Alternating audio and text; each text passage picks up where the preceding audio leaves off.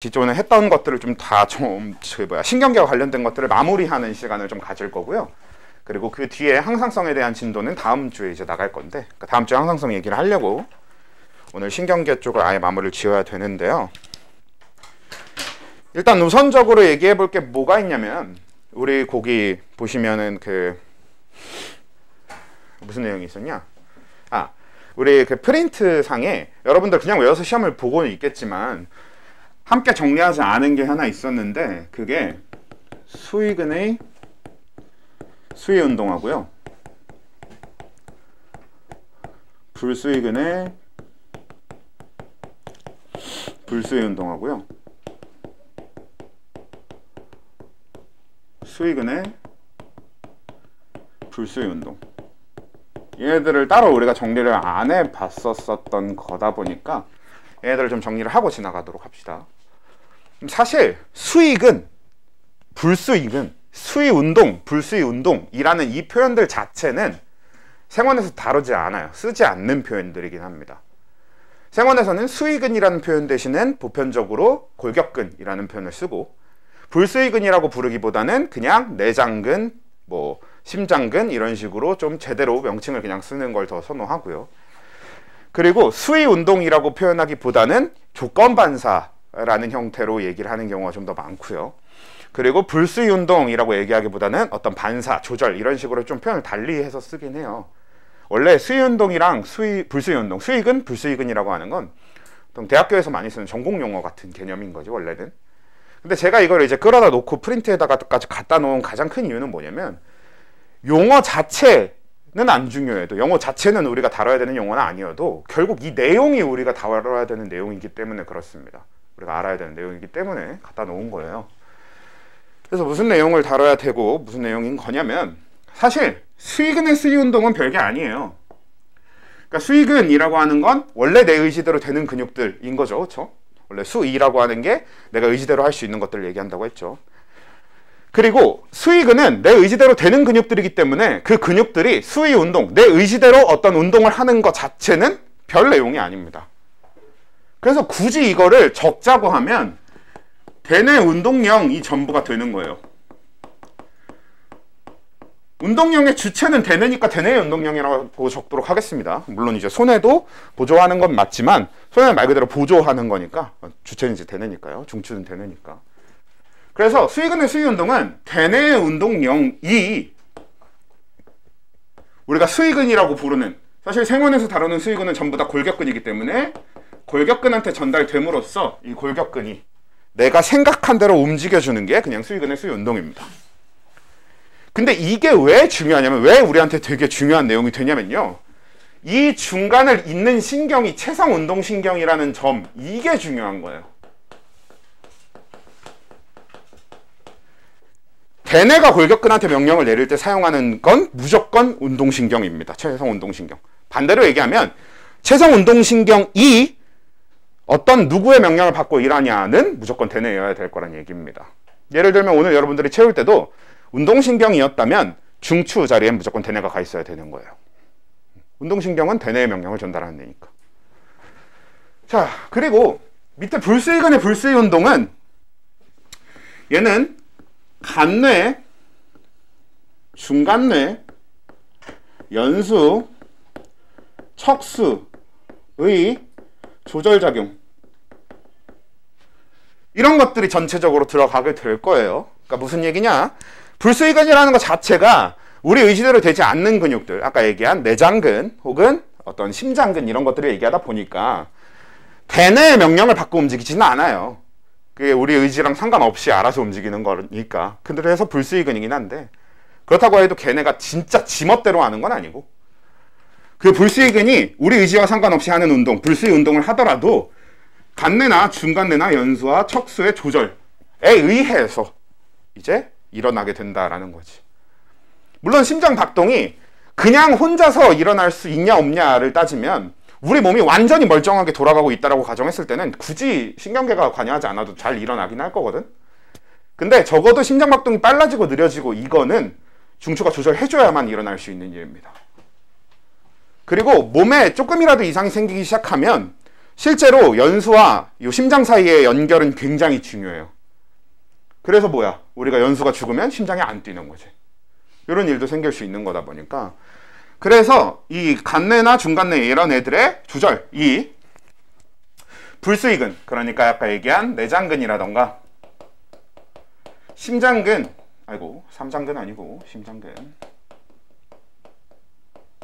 같은 데에다가 명령을 주는 건데, 이 중간 과정은, 그러니까 얘네들이 얘한테 명령을 내릴 때 사용하는 건 자율신경이라는 점, 얘가 중요한 거야, 이것도.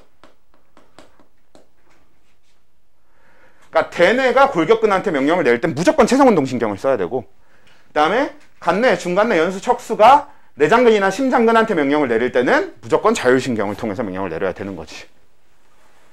이게 왜 중요하냐면 요 중간 수의근의 불수의 운동, 여기로 들어가면 어떻게 되냐. 자, 수의근의 불수의 운동은 최종적으로 명령을 받는 곳이 골격근이 돼요. 왜? 수의근이 불수의 운동을 하는 거니까 일단 운동 자체는 수의근이 할 거거든. 수의근은 골격근이니까 일단 제가 명령을 받는 겁니다. 근데 기본적으로 어떤 얘기가 되는 거냐면, 그렇게 골격근, 즉 내 의지대로 돼야 되는 근육들인데 갑자기 내 의지와 상관없이 운동하는 경우를 분류해 놓는 거지. 그 중에 하나는 우리가 이미 수업 시간에 얘기했던 손해의 균형 중추가 되는 겁니다. 그래서 얘는 우리 아예 수업 시간에 얘기했었죠. 우리가 균형을 잡기 위해서 하는 어떤 행동들은 우리가 팔을 휘두르고 싶어서 휘두른다기보다는, 그리고 균형을 잡기 위해서 뭐 허리를 앞으로 숙였다가 다리를 들었다 하는 모든 행동들이 우리가 의지대로 대뇌에서 만들어진 어떤 명령에 의해서 한다기보다는 손해가 알아서 근육들을 움직이는, 이게 이제 나타나는 거다라는 거였잖아. 근데 중요한 건 얘가 아무리 불수의 운동이라서 지들 마음대로 한다고 하더라도 이 중간 과정을 이어주는, 이 명령을 전달해주는 신경은 최소한 운동신경이어야만 합니다.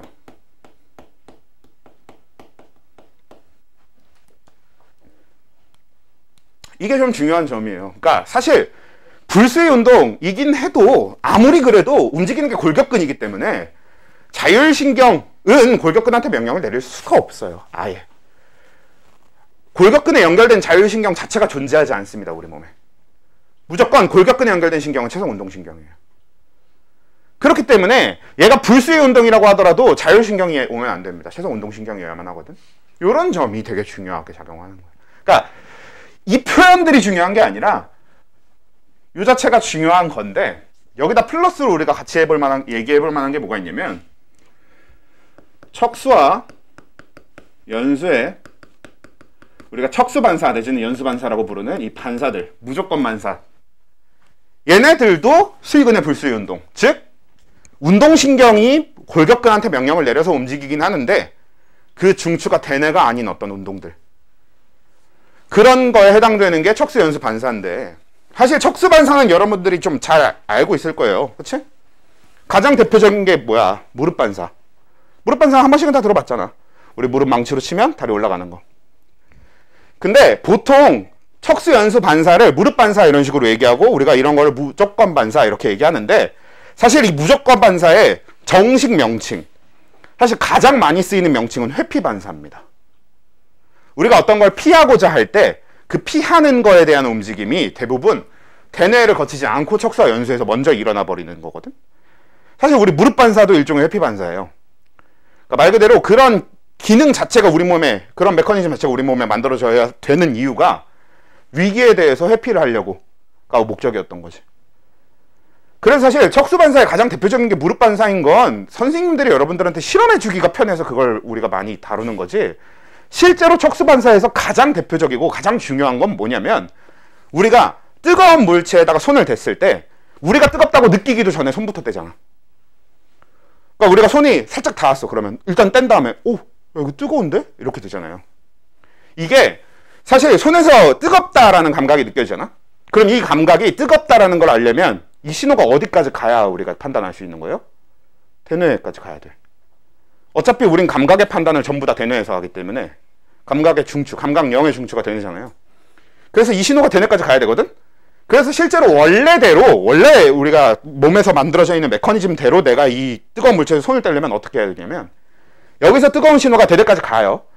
그리고 대뇌가 이게 뜨거운 거라는 걸 판단해요. 그러면 대뇌가 손을 떼야 돼 라는 명령을 만들어요. 그걸 다시 내려보내요. 그게 손에 도착해요. 그래야 떼는 거거든. 근데 사실 알다시피 그 짧은 순간에도, 요 판단을 하는 순간에도 그 잠깐 되고 있는 것만으로도 굉장히 치명적인 피해가 올 수 있겠지. 실제로 여러분, 화상은 인간 생존에 엄청나게 위협적인 거거든요. 우리 피부가 되게 중요한 역할을 해요.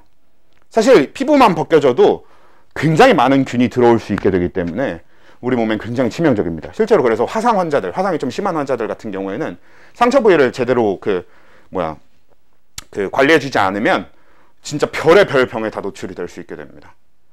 그래서 우리 흔히 막 썩어간다라고 하잖아. 화상 심하게 입은 부위는 썩어간다고 하잖아요. 그 이유가 그 부분이 피부가 없기 때문에 병원체, 그러니까 세균이나 바이러스 같은 게 쉽게 침투를 해버리는 거지. 그러다 보니까 그런 일이 안 생기게 우리 몸에 어떻게 해놓은 거냐면, 내가 뜨겁다라고 느낀 걸 대뇌로 가져가서 뜨겁다라고 판단하는 이전에 뜨겁다라는 신호 자체에 대해서 척수가 미리 손을 떼게 먼저 명령을 보내는 거지. 대뇌가 판단도 하기 전에, 명령을 대뇌로 올려보내기도 전에 척수가 미리 일단 손부터 떼! 이렇게 손에다가 명령을 보내는 겁니다. 그래서 우리가 뜨겁다라는 걸 느끼기도 전에 손을 뗄 수 있게 되는 거야.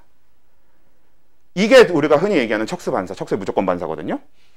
그리고 이런 종류의 회피 반사는 다 똑같아. 비슷한 게 뭐가 있냐면, 우리가 날카로운 거에 손이 닿으면 푹 들어가기 전에 손을 먼저 뗄 수 있는 상황이면, 그렇잖아. 그런 것도 날카로운 거에 손이 닿으면 이게 날카롭다라는 걸 대뇌에서 판단하고 뭐 이런 시간을 생략하고 척수가 먼저 일단 손부터 떼! 이렇게 하는 거지. 그리고 그 똑같은 일이 연수에서도 일어날 수 있습니다. 그래서 연수반사라는 게 똑같이 존재할 수 있는 거야.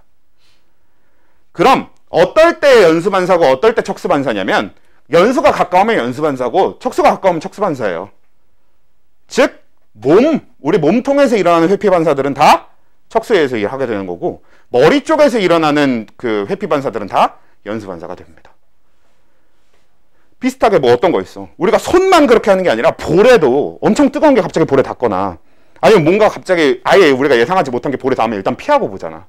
그런 게 일종의 연수반사인 거지. 뭔지 알기도 전에, 어떤 느낌인지 알기도 전에 일단 볼부터 떼는. 똑같지. 이런 회피반사들이 연수반사, 목 위에서 일어나면 연수반사, 목 아래에서 일어나면 척수반사라고 불리는 거고, 이럴 때는 물론 그 자극 자체가 대뇌로 가긴 갑니다.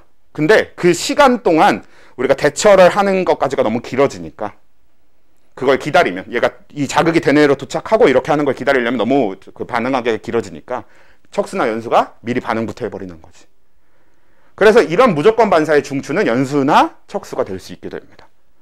물론 최성운동신경을 이용해서 한다라는 점은 대뇌의 어떤 운동량과 같은 이제 경로를 타고 있는 건데요. 사실 이거는 우리 중간고사 끝나고 기말고사 범위, 얘가 기말고사 범위이기 때문에 그때 가면 이거에 대해서 엄청 자세하게 할 거예요. 실제로 이걸 연습하기 위해서 이것과 관련된 걸 연습하려고 자료를 만들어 둔 게 있는데, 그건 당연히 이번엔 안 드릴 겁니다. 아예 여러분들 중간고사 끝나고 연습해야 되니까. 그렇긴 한데요. 근데 여기서 우리가 조심해야 될 게 있어. 사실 우리가 무조건 반사를 여기서 처음 배우는 게 아니라 중학교 때도 나와. 그리고 중학교 때 배우는 연수 반사가 뭐가 있냐면, 중학교 때 배우는 척수 반사는 방금 얘기한 딱 그것들, 회피 반사, 뜨거운 거에 손을 대면 뗀다던가, 무릎 반사 이런 게 나오죠. 근데 중학교 때 배우는 연수 반사에는 어떤 게 나오냐면, 하품, 눈물, 뭐 재채기 뭐 이런 것들이 나온단 말이에요. 보통 그런 것들이 이제 쭉 나오는데, 여기서 눈물을 중간에 적지 말걸. 아무튼 눈물도 결국은 마찬가지구나. 눈물도 그렇고 하품도 그렇고 얘네들을 연수의 무조건 반사라고 부를 수 없습니다, 원래. 그러니까 실제로 우리는 이걸 구분을 해줘야 돼요. 왜냐하면 너네 하품이라고 하는 거는 수의근으로 하는 게 아닙니다. 하품은 수의근이 아니라 불수의근에 의해서 일어나는 거거든. 실제로 어떤 게 있냐면, 수의근 우리가 입 벌려서 하는 건데, 하품은 이제 우리가 입 벌려서 하는 건데, 입 여기 근육은 다 수의근이잖아요, 하는데 입 닫고도 하품하잖아. 그치? 실제로 하품이 일어나는 건 입이 아니라 안쪽에 있는 구강 내 이쪽에서 일어나는 게 하품이거든요. 그래서 원래 하품을 하는 건 호흡기, 즉 불수의근입니다. 그리고 그래서 그 하품이라고 하는 건 어떻게 일어나야 되냐면 체성운동신경이라기보단 자율신경에 의해서 일어나야 되는 거거든. 그러니까 우리가 중학교 때 배웠던 하품, 눈물 이런 연수 반사는 실제로 체성운동신경을 이용해서, 연수가 체성운동신경을 이용해서 골격근한테 명령을 내리는 이런 경로가 아니에요. 실제로 우리 하품 왜 하는 거게?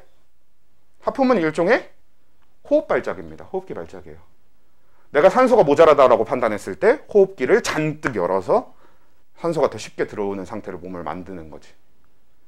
그게 하품이란 말이야. 그래서 쟤는 호흡기 발작이에요. 일종의 딸꾹질과 같아. 그래서 아예 다른 얘기입니다. 물론 설명은 했지만 그냥 아 그렇구나 하고 지나가시면 돼요. 어차피 이것과 관련해서는 그때 가서 더 자세하게 할 겁니다. 왜냐면 여러분들이 너무 이거를 자세하게 생각하고 있잖아? 그럼 이거 지금 우리가 연습하는 신경계 분류하는 거 있잖아요. 여기에 방해가 될 거예요. 왜냐면 신경계 분류할 때는 이 수의근의 불수의 운동은 빼고 생각할 거기 때문에. 우리는 신경계 분류할 때는 그냥 맨 위에 거 맨 아래 거 이 두 개만 가지고 생각하는 겁니다. 원래 이 신경 자체가 원래 누구한테 명령을 받아야 되는지만 가지고 생각하는 거니까. 자, 그래서 일단 이 내용이 그 프린트상에 있긴 있는데 하지 않았다 보니까 잠깐 설명을 해드리는 거고요. 그 다음에 이 내용 설명하고 났으면 뭐 할 거냐면 예시문제 2번부터 우리 또 같이 쭉 어차피 답을 불러야 되는 거기도 하고 하니까 봅시다.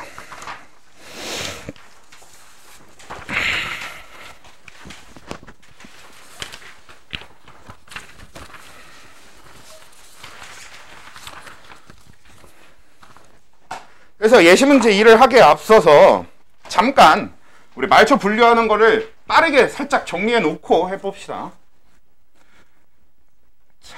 신경의 분류는 당연히 가장 큰 범주에서 먼저 해야 될 게 뭐야? 중추와 말초를 나누는 겁니다.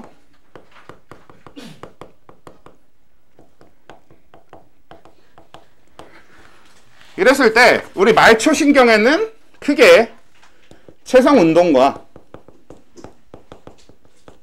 감각과 자율이 있었는데 여기서 체성운동신경이라고 하면 우리가 일반적으로 알고 있는 운동신경, 감각신경이라고 하면 우리가 일반적으로 알고 있는 감각신경, 자율신경이라고 하면 교감신경과 부교감신경, 얘네 얘기였죠? 자, 그리고 체성운동신경의 경우에는 뭐다?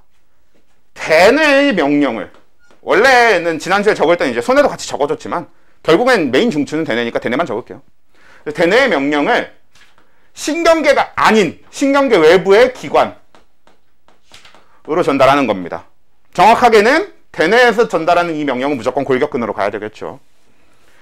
그 다음에 감각 같은 경우에는 오히려 신경계 외부의 기관이 받아들인 어떤 외부의 자극을 대뇌로 가져가는 게 감각인 거고, 그 다음에 자율의 경우에는 대뇌가 아닌 중간뇌, 간뇌, 연수, 척수의 명령을 신경계가 아닌 어떤 기관한테 들고 가는 게 자율신경에 해당되는 거였습니다. 그렇지? 자, 그리고 얘네들은 말초의 가장 기초적인 분류가 되는 건데 말고 우리가 또 다른 방식의 분류로 뭐가 있었냐면 뇌신경이냐 척수신경이냐. 우리 지난주에 이걸 설명하면서 제가 제일 강조했었던 게 뭐냐면 뇌를 이루는 신경이 뇌신경인 게 아니고 척수를 이루는 신경이 척수신경인 게 아니었습니다. 분명히 얘네들은 말초신경계 분류에 해당되는 애들이라는 게 중요한 포인트였고, 여기서 척수신경 쪽이 좀 더 편하게 바로 얘기할 수 있었죠. 척수신경에는 교감신경이 일단 다 들어가야만 합니다. 왜?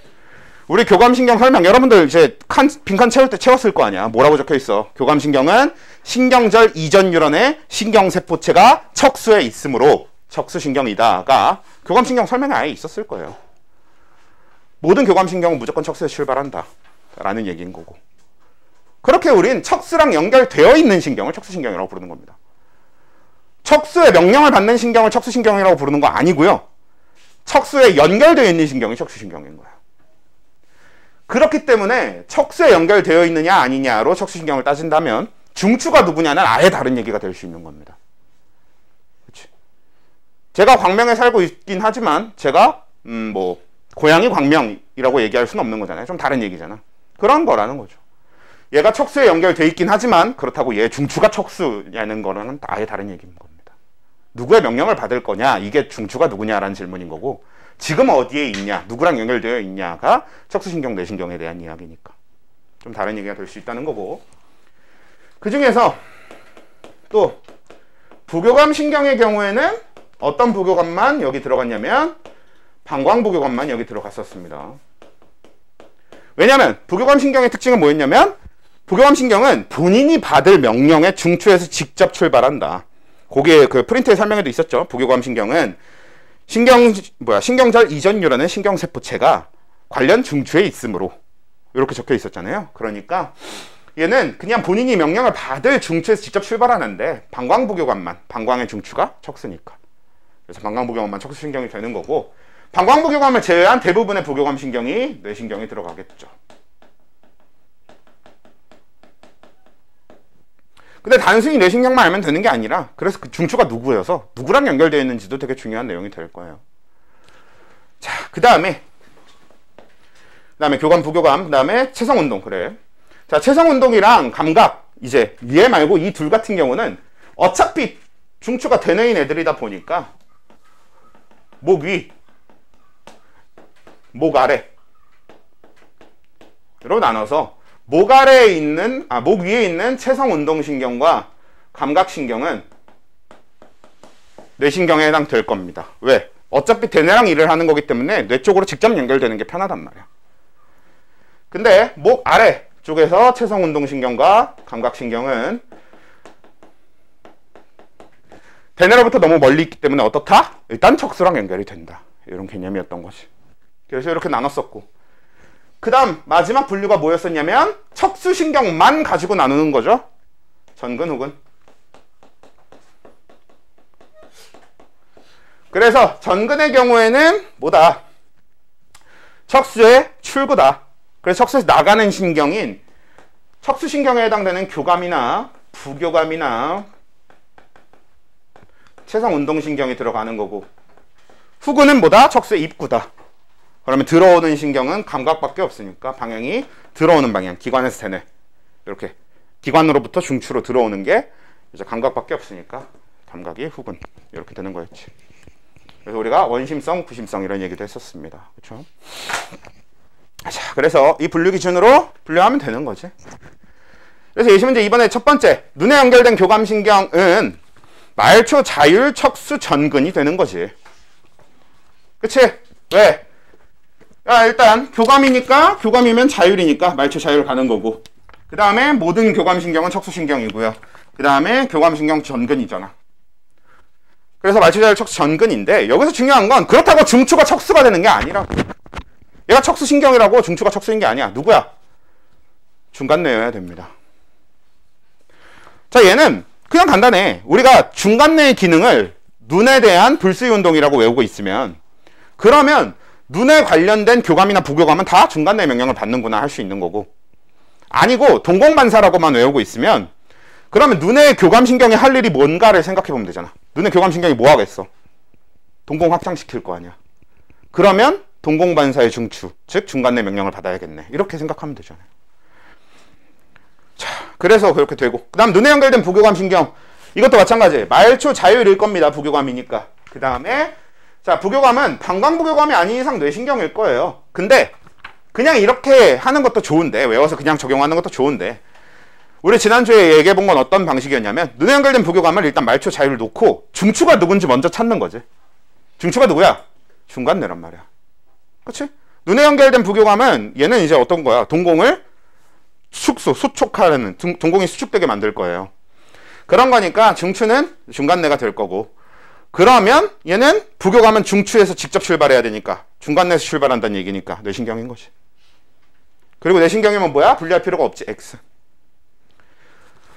자, 여기까지만 좀 디테일하게 했고 그 다음부터는 좀 빠르게 해볼게요. 자, 눈에 연결된 운동신경은 말초 체성운동일 거고, 그 다음에 목 위잖아, 눈은. 그러니까 뇌신경일 거고, 그러면 전근 후근 분류할 필요 없죠. X. 근데 모든 운동신경은 저기 적혀있잖아. 뭐야? 중추가 대뇌입니다. 자, 그 다음에 눈에 연결된 감각신경, 말초 감각일 거고요. 그 다음에 얘도 눈이 목 위에 있으니까 뇌신경일 거고 X 이렇게 되는 거죠.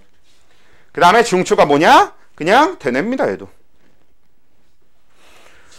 자, 그 다음에 눈 골격근에 연결된 신경은 바로 그 위에 있는 신경이랑 같은 신경입니다. 그냥 이름만 다르게 적어놓은 거예요. 똑같은 애예요. 아예 완전 동일한 신경이야. 눈 골격근에 연결된 신경은 눈에 연결된 운동신경이랑 같은 말인 거지. 그러니까 뒤에 분류는 따로 안 부를게요. 다시 어차피 다 똑같이 나올 테니까. 그리고 시신경도 마찬가지. 시신경은 누구? 눈에 연결된 감각신경과 같은 말인 겁니다. 왜 시신경이 뭐니까? 시각신경, 즉 우리가 보는 거에 대한 감각신경이기 때문에 눈에 연결된 감각신경. 그치? 우리 이 정도의 생각은 할 수 있어야지. 자, 그 다음에 소장에 연결된 부교감신경. 자, 소장에 연결된 부교감신경은 일단 말초, 자율, 그리고 뇌신경일 겁니다. 방광부교감이 아니니까. 그래서 말초, 자율, 뇌신경일 거고 그럼 X 이렇게 가겠죠. 그리고 연수가 중추가 될 겁니다. 왜? 소장은 소화기관이니까. 소화중추가 연수. 자, 그 다음에 소장에 연결된 교감신경, 말초, 자율, 척수, 전근. 그치? 교감은 사실 항상 말초, 자율, 척수, 전근. 그러면 얘는 중추가 누군지만 고민하면 되는데 소장이니까 연수가 중추가 되겠죠. 소화기관. 그 다음에 소장에 연결된 운동신경. 자, 소장에 연결된 운동신경이 뭐 사실 있는지 없는지 저도 잘 모르겠습니다만 있다고 한다면 그래도 분류는 할 수 있잖아. 분류를 하면 말초, 체성, 운동, 척수신경, 전근 이렇게 가야 될 겁니다. 왜? 운동신경이니까 말초, 체성, 운동은 당연한 거고 그리고 소장은 목 아래에 있는 기관이기 때문에 척수신경이어야 될 거고 그리고 전근을 이룰 겁니다. 체성, 운동신경은. 그리고 중추가 누구냐? 대뇌예요. 얘가 아무리 소장이라고 해도 소장이든 나발이든 뭐든 상관없어. 운동신경, 감각신경은 원래 대뇌 명령만 받고 일하는 겁니다. 대뇌랑만 일하는 애들이에요. 자, 소장에 연결된 감각신경도 결국 그래서 마찬가지야. 얘도 말초 감각에다가 척수신경일 거거든요. 소장 목 아래에 있으니까. 그 다음에 감각이니까 후근. 근데 아무리 그래도 중추는 뭐다? 대뇌다. 감각과 운동의 중추는 대뇌여야만 하는 거야. 그 다음에 소장 골격근에 연결된 신경 뭐야? 바로 그 위에 거랑 같은 놈인 거죠. 소장에 연결된 운동신경과 소장 골격근에 연결된 신경은 같은 겁니다. 자, 그 다음 방광에 연결된 교감신경 요거 봅시다. 얘는 교감신경이니까 말초, 자율, 척수신경, 전근. 그리고 척수가 중추죠. 근데 이건 방광에 연결된 부교감 쪽도 마찬가지지. 말초, 자율, 척수, 전근. 중추가 척수. 그러니까 단순히 얘네들을 채운다라는 것보다 결국에는 여러분들이 이유를 제대로 알아야 돼. 과학이 왜 이과 과목인지를 생각을 해보면, 물론 이제 그냥 우린 당연히 과학이 이과 과목이라고 생각을 하겠는데, 과학이 이과 과목, 왜 이과 과목인지를 생각을 해보면, 과학은 사탐보다 과탐이 더 수학에 가깝습니다. 그러니까 실제로 여러분들은 과학을 대할 때 좀 수학처럼 대해야 돼. 그러니까 무슨 얘기냐면, 수학은 어때? 공식을 그냥 외워서 적용하는 게 아니잖아. 그러니까 외워서 적용을 하는 걸 연습하면 충분히 잘 풀 거예요. 실제로 수능을 보는 데까지는 그 정도면 충분히 푸는 학생들도 있어요. 근데 그런 학생들은 어차피 대학 가면 다 아무것도 못하게 됩니다. 사실 현재 다 모두가 대학을 가는 사회가 저희가 잘못됐다고 생각하는 가장 큰 이유가 그건데, 무슨 지식을 사용할 줄을 몰라. 실제로 지금 수능 아무리 잘 봐도 수능만 잘 보는 공부를 하면 지식을 사용하는 방법을 전혀 모르고 대학을 가게 됩니다. 그래서 다들 대학교 가서 힘들어하는 거지. 요즘 그래서 대학생들 과외도 받고 하는 거죠. 대학생들 상대로 과외가 엄청 많아요, 요즘에. 나도 그냥 그거나 할까 싶어요, 요즘에. 대학교 가니까 공부 방법을 몰라. 고등학교 때랑은 다르거든. 근데 그런 것처럼 그냥 하지 말고, 실제로 우리가 수학을 진짜 어려운 문제를 풀려면 그냥 공식 외워서 대입하는 연습만 하는 게 아니라 왜 이게 만들어졌는지부터 시작해서 좀 이해를 해야 되는 거랑 마찬가지로 과학 자체가 그런 과목입니다. 이해를 좀 해야지.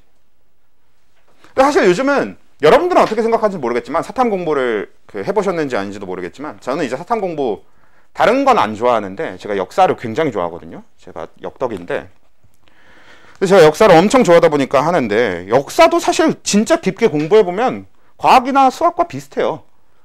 왜냐면 어떤 사건이 일어난 원인을 무조건 찾을 수 있거든, 그 역사 안에서. 그리고 그렇게 찾으면서 공부를 하면 일일이 외워야 될 별개의 사건이 아니라 모두가 연결된 하나의 사건이 돼요. 그러면 되게 재밌어.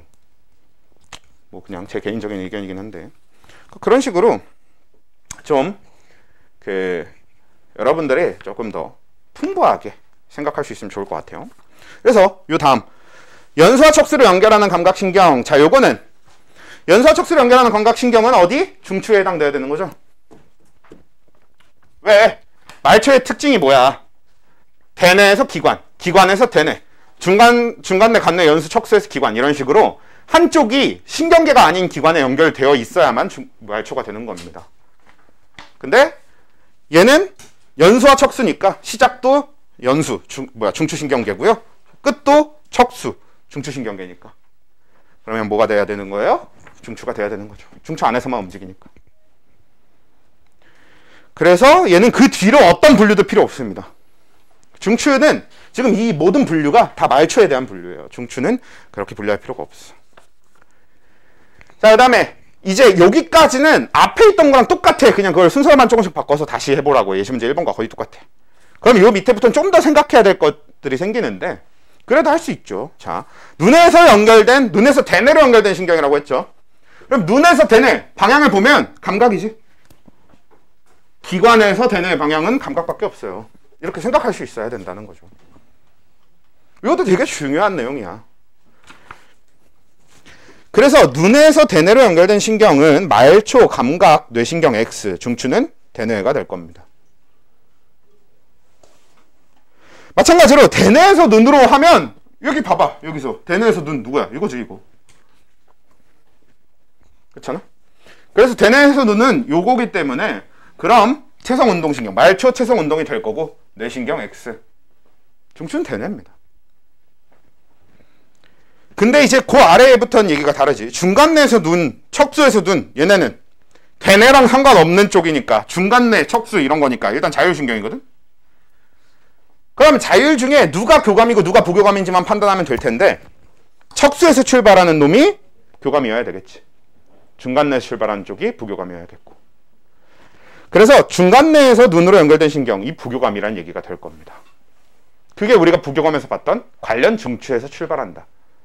신경절 이전 유래는 신경세포체가 관련 중추에 있다. 이게 이 의미인 거지. 그럼 얘는 부교감이니까 뭐야? 말초, 자율, 뇌신경 X, 중추는 중간뇌가 되는 거죠. 그리고 척수에서 눈으로 연결된 신경, 교감신경이니까 말초, 자율, 척수, 전근. 근데 아무리 그래도 중추는 중간뇌입니다. 척수에서 눈으로 연결된 이 신경이 눈에 가서 할 일이 뭐야? 동공 확장시키는 거라니까 중간뇌 명령을 받아야 돼요. 아무리 척수에 출발해도. 그 다음에 위액분비를 촉진하는 신경. 자, 얘는 뭐예요? 얘를 다른 표현으로 바꾸면 위에 연결된 부교감이죠. 왜? 위액분비는 뭐야? 소화액이잖아, 소화액. 그러니까 소화는 오히려 촉진이 부교감, 억제가 교감이니까요. 위액분비를 촉진하는 신경은 말을 바꾸면, 위에서 보던 것처럼 바꾸면 위에 연결된 부교감 신경이라는 얘기고, 위액분비를 억제하는 신경은 다른 말로 바꾸면 위에 연결된 교감 신경이라는 말로 바꿀 수 있는 겁니다. 그러면 위액분비를 촉진하는 신경은 말초, 자율, 뇌신경 X, 중추는 연수가 될 겁니다. 소화니까.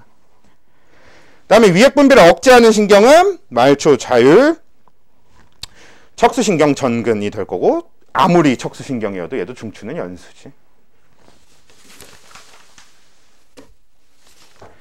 자, 그 다음에 예시 3은 빠르게 갈게요. 예시 3은 어차피 거의 다 자율신경에 대한 거라서 그냥 여러분들이 자율, 교감, 부교감을 제대로 구분하면 되는 거니까. 자, 첫 번째, 동공을 확장시키는 말초신경. 뭐예요? 교감입니다. 그럼 말초, 자율, 척수, 전근이고, 동공 확장이면 중추가 중간뇌겠네.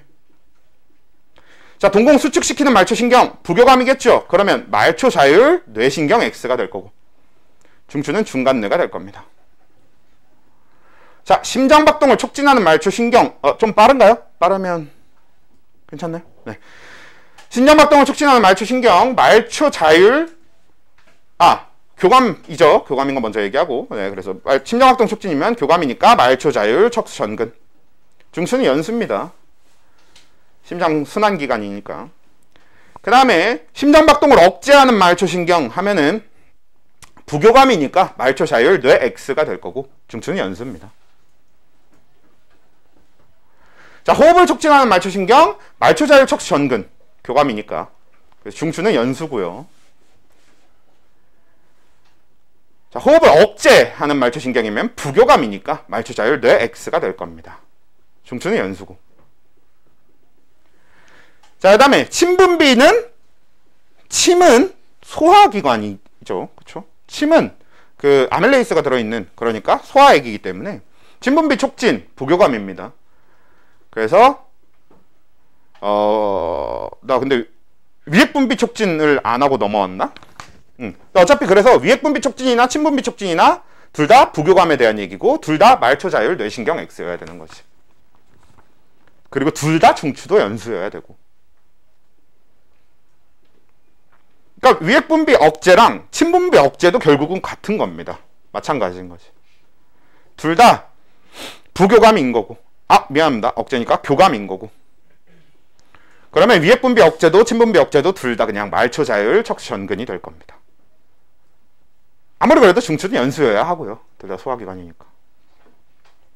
그 다음에 방광 확장, 방광 수축. 얘네 둘은 뒤에 적히게 되는 답은 둘 다 말초, 자율, 척수, 전근이고요. 중추가 척수일 거거든. 그러니까 방광은 확장시키는 것도 말초, 자율, 척수, 전근, 중추 척수고요. 수축시키는 것도 말초, 자율, 척수, 전근, 중추가 척수인 거예요. 그렇겠지. 다만 그렇다고 해서 그 두 신경이 같은 신경인 건 아니죠. 방광을 확장시키는 건 교감신경이고 방광을 수축시키는 건 부교감신경이라서 다른 신경이긴 합니다. 다만 둘 다 말초, 자율, 척수, 전근에 해당된다라는 게 같은 거지.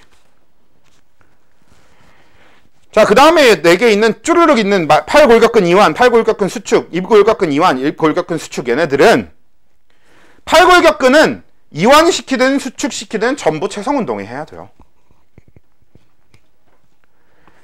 그러니까 교감, 부교감이랑 아예 방식이 다르잖아. 교감은 뭐 이완시키면 부교감을 수축시키는 게 일반적으로 여기 자율신경의 작동 방식이었다면 체성운동은 그냥 체성운동이 근육한테 뭐였어? 체성운동이 근육한테 아세틸콜린 뿌려주면 근육의 수축이 일어나는 거고 그 아세틸콜린이 그만 나오면 근육 수축이 멈춰서 이완이 되는 거였잖아요. 그러니까 전부 체성운동이 하는 거지, 이완 수축.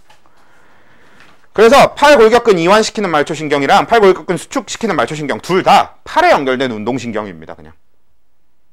그래서 둘 다 말초, 체성운동, 척수신경, 전근이 될 거고 중추는 대뇌가 돼야 될 거예요. 입골격근 이완 수축 이쪽도 마찬가지야. 이 둘 다 입에 연결된 운동신경이어야 되는 거고 그러면 이 두 개는 말초, 체성운동 뇌신경 X가 될 겁니다. 왜? 얘는 입에 연결돼 있으니까. 그래도 중추는 일단 또 똑같이 대뇌. 자, 그리고 체온 잠깐 건너뛰고 맨 아래 것부터 할게요. 자, 혈당량은 여러분들이 우리 항상성이라는 얘기를 했는데 항상성에 대한 디테일한 내용은 다음 주에 할 거긴 하지만 항상성이라고 하는 게 항상 우리 몸에서 일정하게 유지하려고 하는 어떤 것들을 다 항상성이라고 해요. 그리고 실제로 우리 몸의 항상성의 범위는 굉장히 넓습니다. 자, 별의 별게 다 항상성 안에 들어가요. 우리 몸에 이온이 되게 많잖아. 우리 몸의 모든 이온은 전부 다 항상성 조절의 대상입니다. 이온 하나하나가 다 항상성 조절의 대상이에요. 그리고 그걸 포함해서 별의 별게 진짜 체온, 우리가 흔히 알고 있는 뭐 체온 이런 것뿐만 아니라 되게 많은 게 항상성 조절의 대상인데요. 그래도 그걸 지금 당장 다 다루긴 좀 어렵잖아. 그래서 생원에서 다루는 항상성은 딱 3가지 주제만 나와요. 우리가 다음 주에 항상성을 다루면서 체온 조절과 혈당량 조절과 삼투압 조절 이렇게 3가지만 다룰 거거든요. 그렇기 때문에 우리가 항상성이라고 하면 저 3가지만 기억하시면 됩니다. 그러니까 체온을 일정하게, 혈당량을 일정하게, 삼투압을 일정하게 하려는 게 항상성이구나. 회원에서는 딱 제 3만 다루니까 그렇게 기억하시면 돼요. 그래서 지금 거기에 적혀있는 혈당량 증가, 혈당량 감소, 이것도 항상성의 일종입니다. 그래서 혈당량을 상승시키는 말초신경 하면 교감일 거예요. 왜? 상승이잖아. 상승이면 교감이지. 그래서 말초자율 척수 전근이 되고요. 중추는 간뇌여야 되는 거지. 왜? 혈당량이 항상성이고 항상성 조절은 간뇌가 하는 거고. 그 다음에 혈당량을 하락시키는 말초신경은 부교감 신경일 테니까 말초 좌율 뇌신경 X가 될 건데 중추가 간뇌인 거죠. 자, 왜 얘네 둘을 먼저 했냐면 그 위에 있는 체온 상승 하락은 좀 얘기가 다릅니다. 자, 왜 얘기가 다르냐? 체온 상승은 교감이겠죠. 그러니까 말초 좌율 척수 전근이고 체온이 항상성이기 때문에 간뇌가 중추가 돼요. 여기까지는 너무 당연하게 그냥 하면 돼. 근데 체온 하락시키는 말초신경의 답을 불러보면 말초 좌율 척수 전근입니다. 그리고 중추는 여전히 간뇌고. 왜 얘가 체온 하락시키는 말초신경이 왜 말초자율 척수 전근이어야 되는지에 대한 내용은 다음 주에 할 거예요. 자세한 내용은 어차피 다음 주에 할 거니까. 그래서 요거는 일단 체온 상승 하락은 아예 다음 주에 여러분이 시험 볼 때도 빼고 하시면 돼요. 얘는 꼭 그 항상성에 대한 얘기를 한 다음에 얘기할 수 있는 부분이라서 항상성을 자세하게 다루고 나서 할 수 있는 부분이라 그렇고요. 그러면 한동안은 이거 답지 안 줄 겁니다. 실제로 답지를 만들어 두긴 했는데 일부러라도 여러분들 답지 안 줄 거예요. 선생님, 제가 그 선생님한테 듣다가 잘못 적은 게 있어서 틀리면요, 그리고 뭔가 계속 잘못 알고 있어서 잘못 헷갈리는 게 있을 수도 있잖아요. 그럼 어떻게 해요? 질문하세요. 질문하시면 되죠. 예. 네.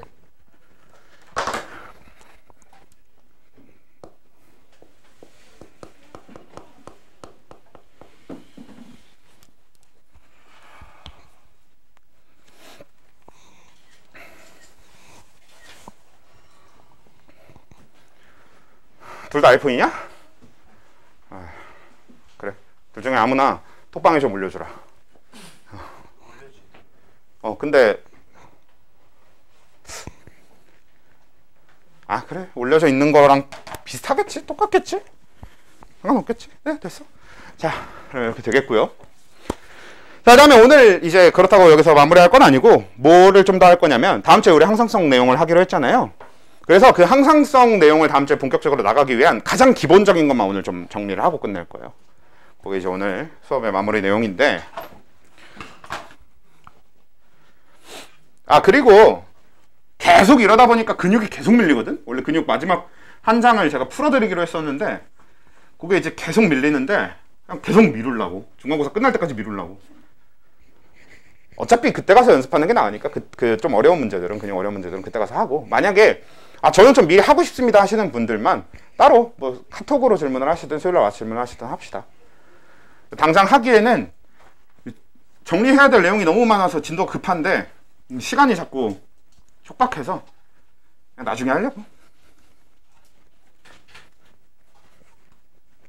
그래서 오늘 우리가 정리할 건 뭐냐면, 자, 항상성 부분에 대한 얘기를 하려면 내분비계라는 기관계 자체에 대해서 일단 좀 알아야 돼요. 왜냐면 그 기관계 중에서 여러분들이 가장 생소한 게 내분비계일 거거든. 신경계 자체는 알고 있었을 거 아니야. 그냥 그걸 디테일하게 우리가 여태까지 다뤄본 거고. 그 다음에 이 다음으로 다룰 게 면역계인데, 면역계는 아예 나중에 할 거예요. 중간고사 끝나고. 근데 면역계 같은 경우도 뭔지는 알잖아. 그러니까 우리가 좀 익숙한 개야. 단지 그 안에 작동하는 방식 자체는 자세히 배운 적은 없지만.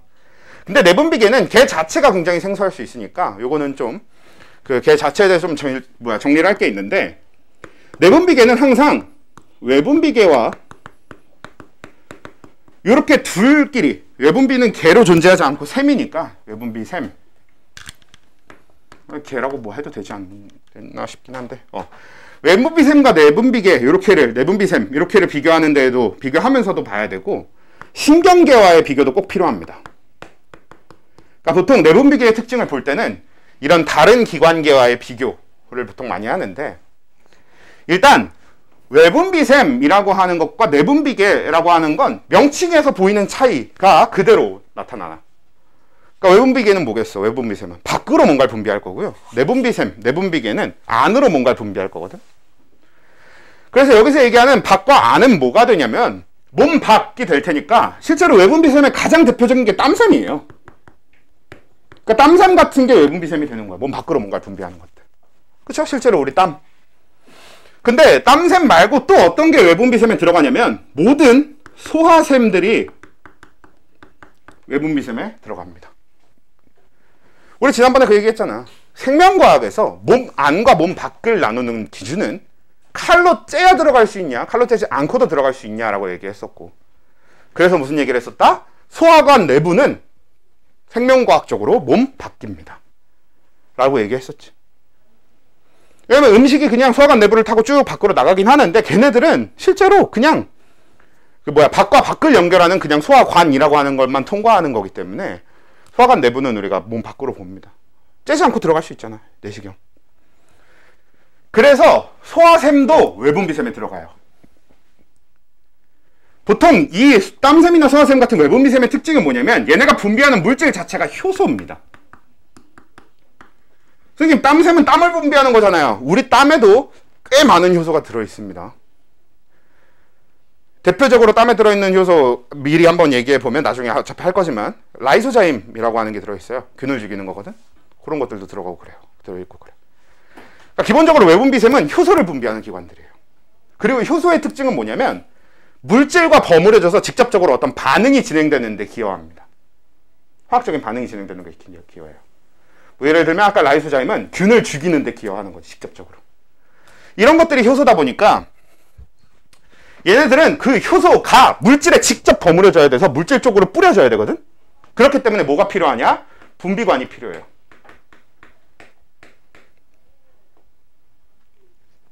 대표적으로 땀샘 같은 경우는 아래쪽에 땀샘이 있는 거고, 우리가 이 분비관이 있어서 우리가 그 분비관의 끝을 겉에서 봤을 때 땀구멍 이렇게 부를 수 있는 거잖아요.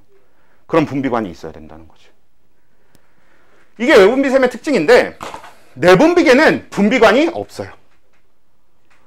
왜냐면 얘는 몸 안으로 분비를 하는 애들이다 보니까. 그리고 애초에 이 내분비계가 분비하는 건 호르몬이거든요. 근데 호르몬과 효소는 본질적으로 아주 많이 다릅니다. 효소와 호르몬의 비슷한 점은 딱 하나 있는데 둘 다 단백질로 되어 있다는 점. 딱 요것만 같다.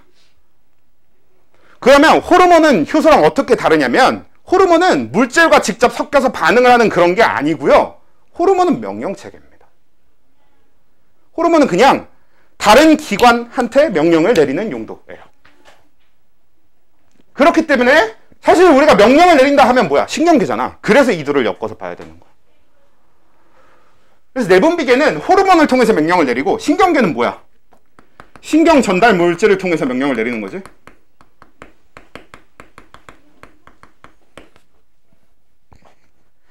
근데 호르몬이라는 게 그렇게 우리 기관한테 명령을 내리는 용도로 사용되고 우리 몸 안에서기 때문에 일단 분비관이 따로 필요하지 않아요. 왜냐? 우리 몸 안에는 엄청나게 효율적인 물질 이동 방법인 혈액이라는 게 존재하거든.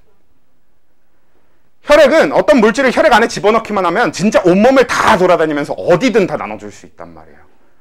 그래서 혈액이라고 하는 시스템, 우리 몸의 순환계라는 시스템이 너무 잘 돼 있어서 얘는 분비관이 따로 필요하지 않고 혈액이나 혈관을 통해서 호르몬이 이동하게 됩니다. 그러니까 분비관이 따로 필요하지 않은 게, 그럼 내분비계에 있는 세포들은 어떻게 하냐면 호르몬을 활성을 해. 그리고 그냥 그걸 몸 밖으로 그냥 갖다 버려. 그냥 갖다 버리면 어떻게 되냐면 어차피 우리 몸에 있는 모든 기관은 다 혈관으로 둘러싸여 있거든. 그러니까 밖으로 버리기만 하면 혈관 안으로 혈액이 다 주워서 가는 거지. 이렇게 되어 있어요. 그래서 분비관이 따로 필요하지 않아요. 대신에 혈액이 운반해주는 방식. 근데 왜 호르몬도 명령체계고 신경전달물질, 즉 신경계도 명령체계면 왜 둘 다 있어야 되느냐? 뭐하러 두 개나 있어야 되느냐? 이거는 신경계의 경우에는 기본적으로 뉴런 자체, 그리고 뉴런에 의한 전기신호 자체가 어떤 명령의 전달 방식이 되는 거죠. 이런 혈액이나 이런 다른 거에 개입이 필요 없어요. 뉴런의 그 전기신호. 근데 걔는 굉장히 빠르거든. 실제로 혈액이 온몸을 돌아다니고 이런 거랑 비교도 안 되게 빨라. 그래서 신경계가 명령을 내리는 방식은 굉장히 빠릅니다.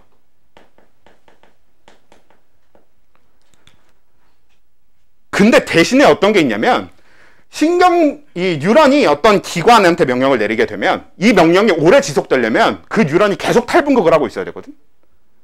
근데 뉴런은 탈분극에 제한이 있어요. 왜? 탈분극 활동 전이가 한번 나타날 때마다 안과 밖의 나트륨 농도 차이가 줄어들거든. 그러니까 뉴런만 가지고 계속 지속하려고 뉴런만 가지고 계속 탈분극을 하는 건 문제가 생긴단 말이야. 즉 뉴런 자체에 의한 명령은 굉장히 짧게밖에 지속할 수 없습니다.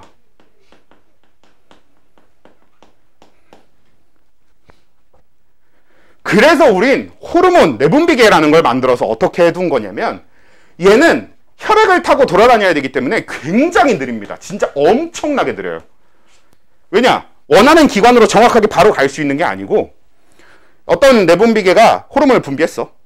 그러면 혈액이 이걸 가지고 택배처럼 뭐 그냥 자기가 다녀야 될 곳을 그냥 다 돌아다니다가 거기 가서 떨궈주는 그런 역할이라, 그러니까 택시가 아니라 버스인 거지. 그런 개념이다 보니까 자기 원래 가야 되는 노선을 다 가야 되기 때문에 굉장히 느리거든요. 대신에 호르몬은 그냥 직접 우리가 만들어서 분비만 하면 되거든. 그러니까 얼마든지 많이 만들고 얼마든지 많이 분비할 수 있어요. 얘처럼 그 막 탈분극 이런 시스템을 따로 할 필요가 없으니까.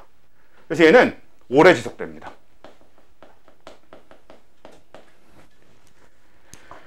그래서 우리 몸에 내분비계랑 신경계라고 하는 두 개의 명령 체계가 있는 이유 자체가 얘랑 어떨 때 쓰고 어떨 때 안 쓰고 이런 개념이 아니라 일단 신경계가 먼저 변화를 일으키면 그 변화가 계속 지속되도록 만들어주는 건 호르몬의 역할. 즉 약간 보완적으로 작동하는 거지. 그래서 우린 이렇게 두 가지의 명령 체계를 갖게 된 겁니다. 그리고 이제 이 내분비계에 대한 얘기가 다음부터 많은 얘기가 되는 거죠. 그래서 여기까지.